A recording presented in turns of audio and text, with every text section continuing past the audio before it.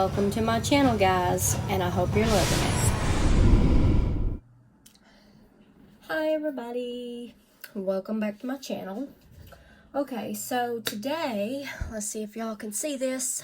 Yeah, hi. Okay, today we're going to be talking about my cash envelopes and how I make them and why I make them certain sizes. Like this is what I call my A6 or A5 that, you know, can fit into those planners pretty comfortably. You have lots of room to put in your money or receipts or, ooh, I'm dropping it, whatever you need. And I've got some pretty paper here that we're just going to go over, and I'm going to show you guys how I make my envelopes. Okay. Let me move this. This is just a basket of envelopes that I've been working on. So I had said, you know, this is like the A6, A5 size. I also have, you know, the standard, like, you know, 3 inches high, 7 inches or so, 6.5 inches long. That can just be slid down into a wallet. I also made all different sizes because, you know, you never know what kind of a wallet you're gonna have or what size. Like this is my, what I call like a mini medium, mini medium, and then I have a mini. Hang on, let me show you how stinking cute. It's so little. And I did it like that because I was talking to somebody on Facebook a while back, and they had told me that they can't find any cash envelopes in her wallet size because, you know, she packs one of them little square, like, tiny zip-up wallets that's more or less just, you know, you pop in a credit card and some change and you're done. So I made these. Hang on, guys. Look how stinking cute. They are like 3 inches long by like, I think 2 inches, 2.5 inches high. They're little and they can fit in the little square zip-up wallets, you know, just the small ones. And she was super happy about that. So just, I call, whoop, backing over here. These are like just mini envelopes. And then I made some that are even smaller in case you needed something just, you know, to stick your money down in and go, you know, like, look how cute this is, guys. It's Toy Story, and like, it velcros open, and like, it's just big enough to slide in, you know, a couple 20s, you know, if you're going to be out and about and you just want to pop that in your pocket. Itty bitty. I've seen so many different people making cash envelopes, and they're all really good. They're all awesome. Everyone is doing such a great job at making their envelopes. But I kind of want it to be that one person that's like all random and crazy and just make them any way, any shape, any form. And a lot of mine, I don't even measure. Oh, here's one of the mini ones, like mini minis. See, and I've already tested all these out with money. And like, you know, you slide your money down in there, like long ways, you fold it in half and you just kind of stick it down in there, and this fits perfectly in a pocket or in one of them little square change purse, card holder. This is the perfect size if you need to just have it on you without the bulk of a wallet. But anyways, I'm getting off track because I love to ramble, y'all. I love to talk. And like, these are, hang on, let me show you an example here. Let's see if I can get these in the view of the camera. This is the regular, like 3 by 6.5. And then this is what I call like a regular medium. If you don't have a super long wallet, or whatever the case may be, and you just need a smaller envelope, this is what I call a regular medium. This is a regular. This is my regular medium. And then I have a regular small, and then it kind of goes on into the minis. And then in my minis, I have a regular size mini and a mini, you know, like the one that I just showed you a minute ago that, you know, is just a basic square that you tuck your money into.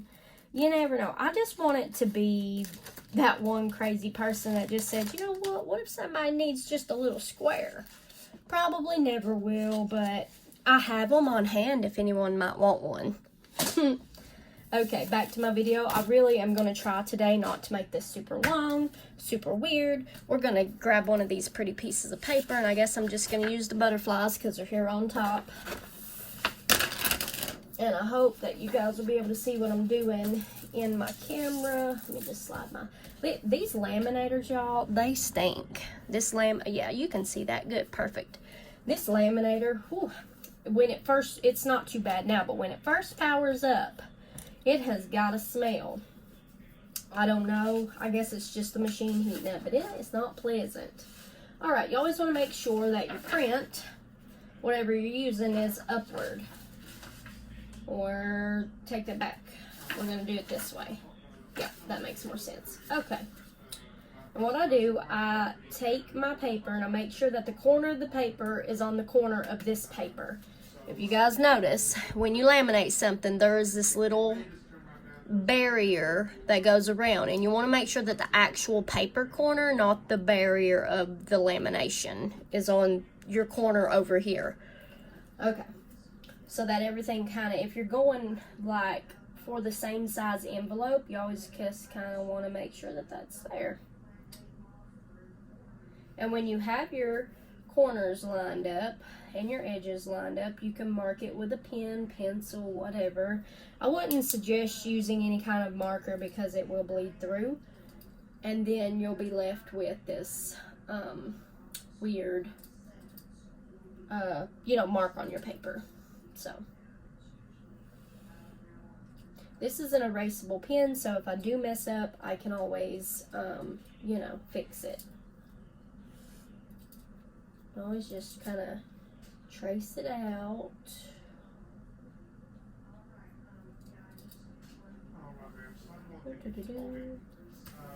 And then I lay it right over here beside of it, and then I will do the same thing, make sure everything's lined up. Should you be charged at the time the order is placed? I mean, yes, technically you are charged at the time the order is placed, but I don't know if the official charge happens until, And I can usually get a couple of envelopes out of one piece of paper because that's just, I've come up with a solution. Granted, my lines, where we at? My lines aren't straight, but it's okay because when you cut it, after you cut it out of here, where are my scissors? Time out, guys. Let me grab my scissors. Well, I guess I can still talk. When you cut it out for, that initial, because, I'm getting ahead of myself, guys. My paper cutter is not a 12 by 12. I need a 12 by 12, but mine is not. So, I have to cut, here's mine, I have to cut my paper and then cut my paper. So, really? Really? You're gonna give me problems? This drawer. If y'all seen my sticker video, you'll know that top drawer is not friendly. Make sure I'm in frame. Come over this way. Alright.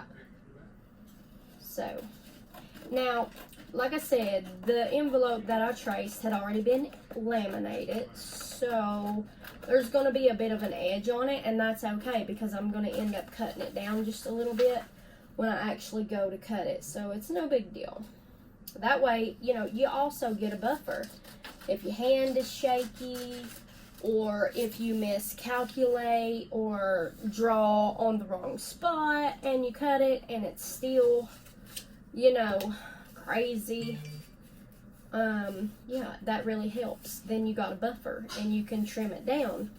There's a thing, there's a saying, you can always take away, but you can't add it back.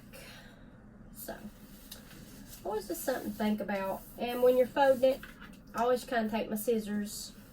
See if you can see this. Yeah, it's pretty good. Okay, I promise y'all I'm working on getting a tripod. Alright. Now, you'll see that there's still a little white edge up here, and you can see the pen, blah, blah, blah. That's that buffer area that I was talking about. Like, this will be cut out and then look fabulous when you're done.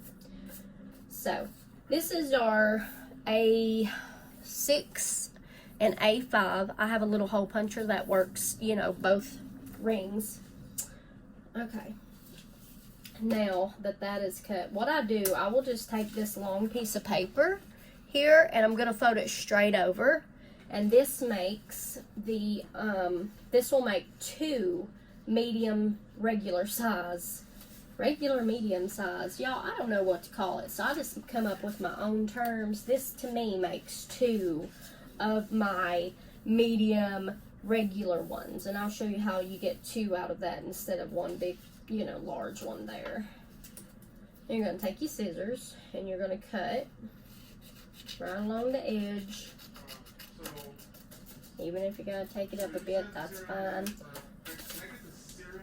Make sure I'm over here where you can see me. Okay.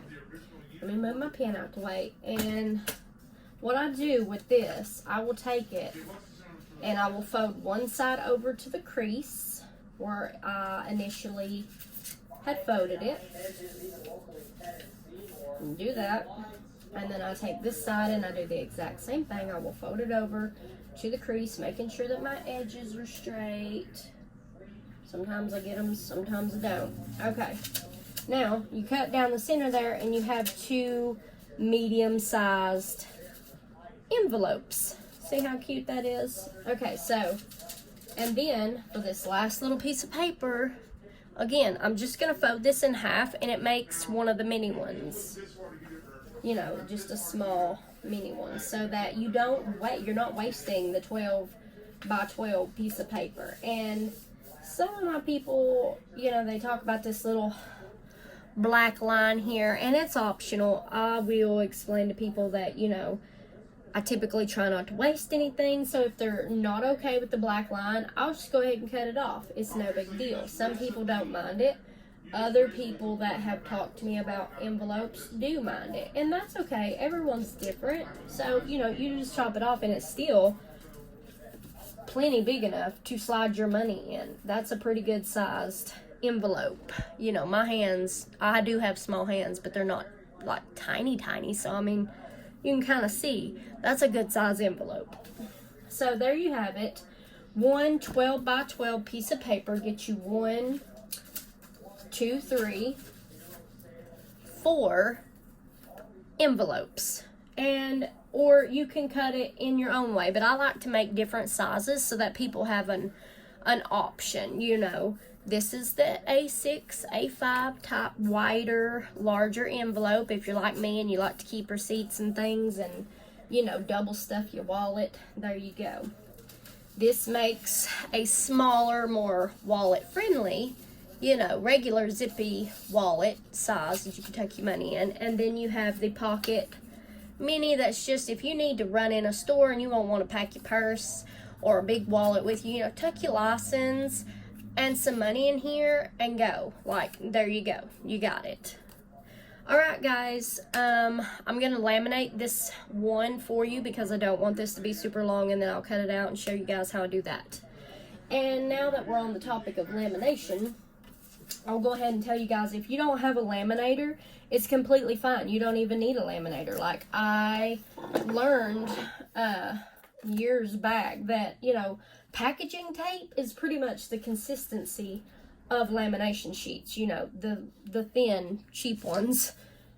So if you don't have a laminator, you don't have a cutter, it's fine. All you need is some packaging tape and a pair of scissors. And even if you don't have packaging tape, again, it's fine. If you got some Scotch tape from the Dollar Tree, which works just as well, or some 98-cent double-sided tape from Walmart, Dollar Tree, shoot, everybody sells double-sided tape. Let me tell you, you just tape up the edges of you can take the double-sided tape and you can run it right through here, like that, and you can heat that up, you know, or just stick it together. Double-sided tape is great, and it's super strong.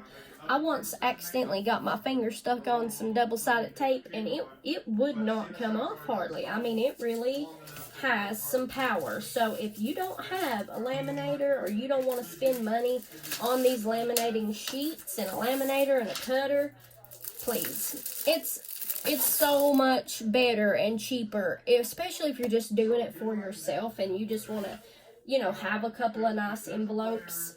to tuck in your wallet. You don't need all this fancy stuff. I'm telling you, get you some double-sided tape or just some regular Scotch tape, you know, and make it into a little loop at the end, you know, and just stick it on there so both sides will stick. And you're good. You're good to go.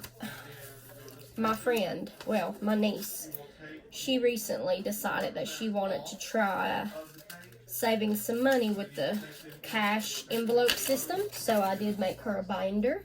Let's see if it's, oh yeah, the green one there. I made her a binder, and she's super excited. We have to travel in a couple of days, you know, to go visit my grandmother, so I'm hoping that that horrible snowstorm does not hit us. But I just, speaking of that, you know, I'm just gonna hop on the weather for a moment. I just wanted to say to everyone who has been affected by that weather that I am so sorry that you're going through what you're going through. I couldn't imagine, as cold as it is here, and that's with the sun shining, as cold as it is here, and I'm in Tennessee, eastern Tennessee, and right now we've got sunshine, but the temperatures outside are so cold, and the wind, when it blows, it's like ice just cuts through you. So I couldn't imagine right now going through what you guys are going through if you are being affected by the weather. I am so sorry that that's happening to you, and I hope that it all lines out soon, because nobody should be without power. And also, I just want to throw in there, please, if you have pets, animals outside, bring them inside. Find, if at all possible, you'll find a way, if you can't bring them in, find a way to warm them up outside, because the temperatures are so bad right now that your animals are freezing to death. And I'm an animal person, so please, if you haven't thought about your animals outside, please do so. I mean, the temperatures are so frigid cold right now all across America, just about, that it's bad. It's horrible.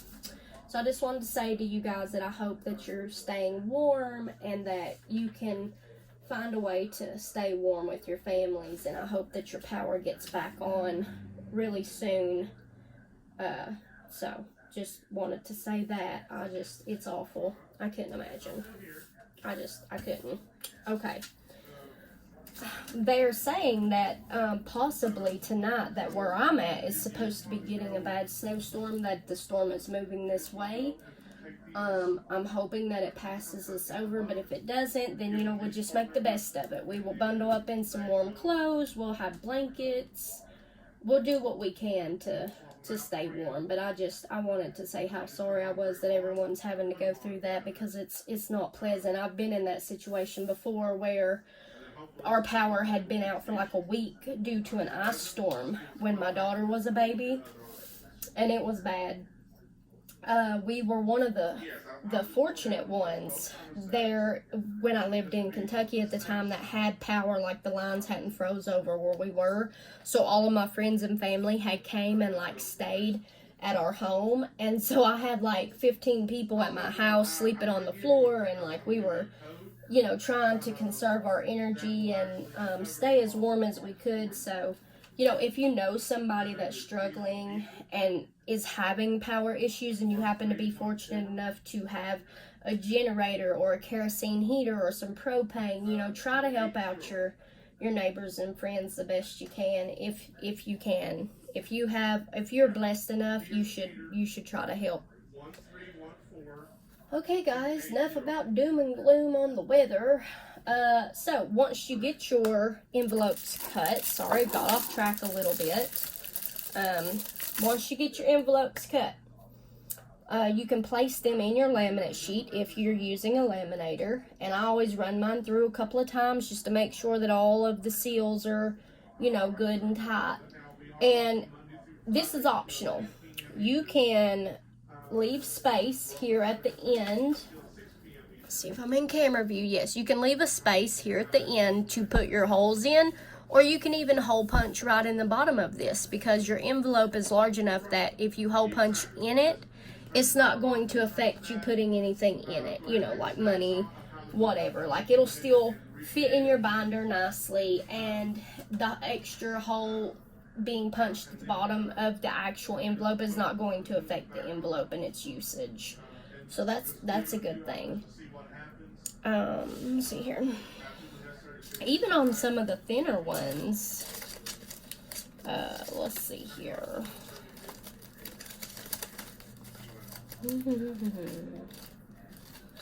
Oh, like this one, for instance. Where am I at? Okay, this one is a regular, like 3 by 6.5, I think.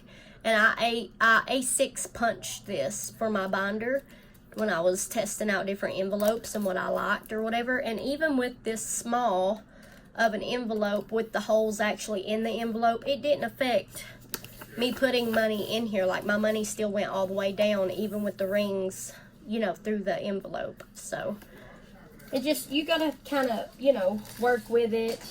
Uh-oh. Here's a, okay, it didn't do it. I thought that was going to mess up my envelope. It just wrinkled it a little bit, but we can just stick that through and straighten it right up. I got talking and wasn't watching. My desk calendar, I put little Velcro dots here on it because it kept sliding around and moving. Velcro dots. Best thing ever.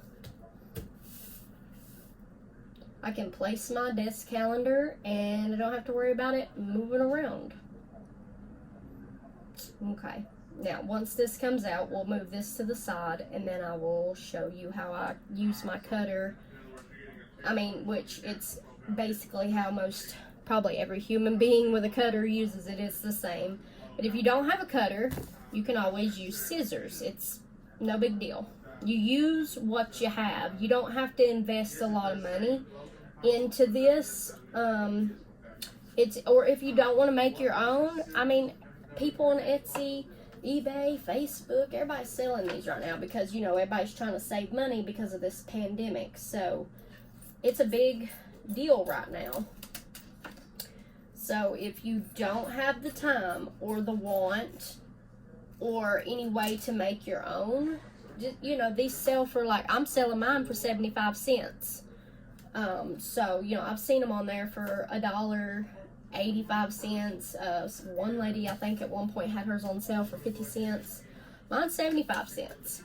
So, I mean, if you don't want to take time and do all of this, because it can be a long process, not a too long process, but it can be a little bit, you can have people make them for you. Okay, guys, let me get my cutter out. Let's see here.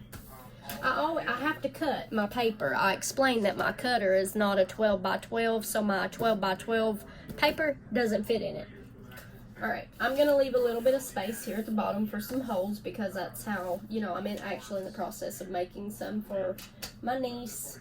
Well, my other niece. This is from my one niece. My other niece just found out that she's pregnant and she wants to start saving. So I'm going to make her one as well. Now, I just trimmed off a little bit and to make my opening. Nice, pretty straight lines.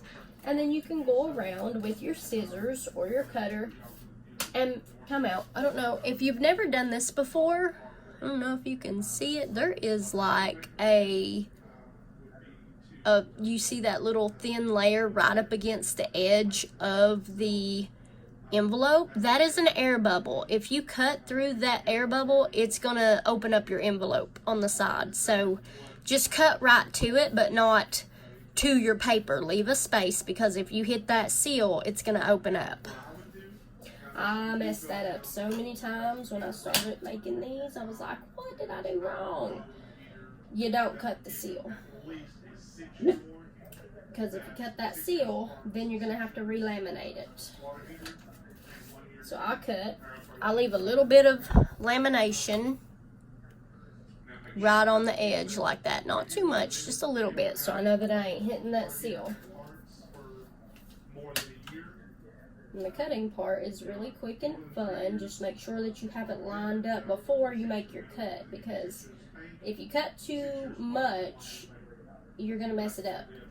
But you can always, like, give yourself a little extra space, and then if it's too much, you can always go back and cut it down just a little bit more.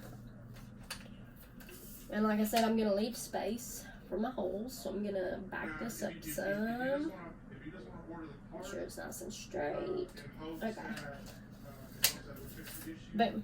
Okay, now you have an envelope, a cash envelope, or whatever you want to use it for. And I left space just like a 1/2 inch down here, and maybe not even that much, for your holes to put it in your binder. And that's all I do, guys. It's a very simple, fairly quick process to make a cash envelope. And it turns out really nice. And like I said, if you don't have a laminator, if you don't know somebody with a laminator, it's fine. You don't have to use it. You can use tape.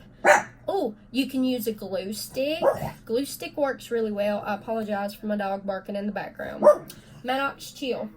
Hey, it's okay. Lay down. Lay down. It's all right. You can use a glue stick to hold your envelopes together. You can do double-sided tape, regular Scotch tape, and if you want that laminated texture so that the paper, lasts longer, you can use packaging tape, probably even some clear Scotch tape. I never thought about that either. If all you have is Scotch tape, I'm sure you could take it and just wrap around the paper in this motion like this, all the way till you get it, get the whole paper covered.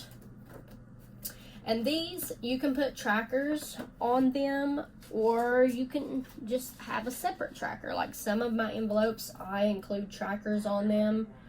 Others don't have any. It's a preference. Some people like these on there. Some people think it takes away from the envelope's decorative, image.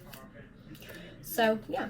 Alright, guys. God bless everybody. Thank you for coming back to my channel and watching my videos. Please stay safe. There's so much going on right now in the world. Just, help your fellow man in any way that you can. And stay safe, everybody. God bless.